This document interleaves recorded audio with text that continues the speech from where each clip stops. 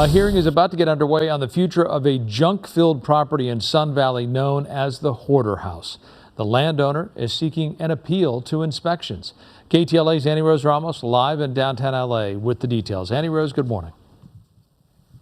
Frank, good morning to you. We've just made it over to the location where the hearing is going to be held. It's going to be starting in the next couple of minutes at 9:30. This is a hearing being held by the board of the Department of Building and Safety. Now, I just received this statement. We've been asking all morning long. We've actually been contacting their offices for the past week, trying to get someone to speak to us about what this hearing means and a little bit more about why this hearing is taking place. Frank, you asked for names. I'm going to step aside so you take a little bit of a closer look at some of the names of who we're going to be hearing from today on that board. Jacob Stevenson, Nancy Yap, some of them are the president and vice president of the board, Moises Rosales, Javier Nunez. We've asked, Javier just walked in, we asked him to sort of speak to us a little bit about this case. He was unavailable to talk to us. There's also going to be a representative from the city attorney's office, Kenneth Fong.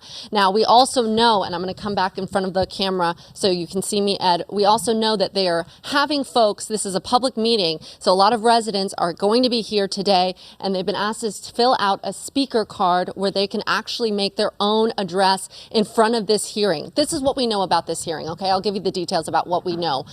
Now, as far as how it relates to that location in Sun Valley that has been a hoarder home, that the inhabitant there, David Ferrara, about 50 years old, has been using it as an illegal junkyard with old vehicles, hazardous waste. These are images of that inspection that happened last month in July, where we saw multiple city agencies like the fire department, like the police department, going in order to inspect it. Well, now what we understand and why we're standing in this room is that the owner of that property, Mary Ferrara, who is in her 80s, that is the mother of David, who lives there and collects all that junk, has appealed that inspection. All right, I want to bring in Scott. You are one of the residents of that area, of that neighborhood. We should also note that that property is located on a fire road, and that is keeping a lot of the junk that is on there is keeping firefighters from being able to access that should a wildfire be started in that canyon. Talk a little bit about what you're thinking about in the appeal and what brought you here today.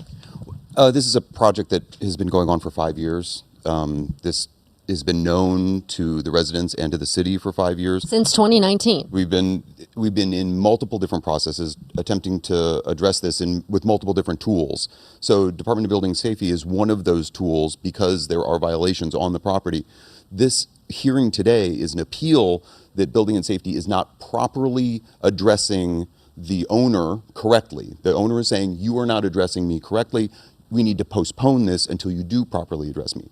I see that as part of the continuance of an attempt to just kick this can down the road and draw this out as long as possible. And that's what we keep hearing from a lot of the residents, and they're pouring in as we continue to talk to you, that they are frustrated, that they go from agency to agency, which we, by the way, at KTLA have done as well, trying to find answers about where this process lies. It's been an issue since 2019, and we were just there about an hour ago, and we see that none of that junk has been removed. It looks very much the same as when we started it weeks and weeks and weeks ago. And so we know that David Ferrara has been arrested and let go. We know that Mary Ferrara, who owns this property, has been arrested and let go. So what are you hearing as residents about where this situation lies? Well, again, Department of Building and Safety is one of the tools in this toolbox to try and address this. When the city attorney actually brought this against Mary Ferrara, I was there when they actually arrested her and put her in jail because she was lying and trying to draw this out as long as possible. Well, sir, I'm sorry, I don't want to interrupt you. Sir, are you part of the board? Do you mind just talking to us for a second, please? I'm sorry, do you have just 1 second? The meeting starts in a couple more minutes.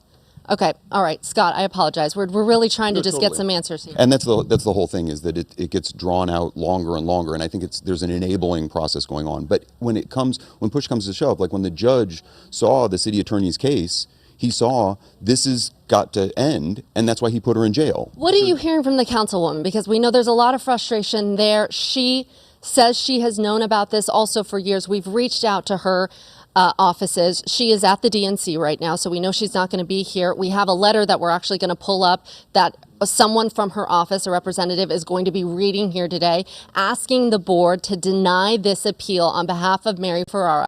What are you hearing from her? Has she been out there? We know that someone contacted you this morning about the hearing, although you already knew about it because the members of the media contacted you before that. Well, the question is, what tools does she have at her disposal to do this? Department of Building and Safety obviously has tools to deal with this. The police department has tools to deal with this. The fire department, EPA, right? All of those departments know And that you're there not is a hearing problem. from any of them. So Monica Rodriguez, certainly she should, be under pressure to do something about this, but what is in her toolbox to actually do something when there are actual departments that are designed to actually address these issues? All right, Scott, thank you so much. We also hope to press the city attorney, or at least a representative from the city attorney's office, who is going to be here today because we understand they have a case with David Ferrara and Mary Ferrara happening next week, and that hearing is going to be happening next week. We don't know exactly if these two situations that's happening today and next week are intertwined at all, but we are trying to push and make progress in terms of finding out any information as to which city agency is in charge, if there's a greater plan, what happened in that inspection that you saw images from back in July, and what's going to be happening today, and whether or not we're going to get a decision as to whether or not that appeal is going to move anything forward when it comes to removing any and all junk on that 6 acres of property, and not just junk, hazardous materials as well. All right, reporting live, I'll send it back to you guys in the studio.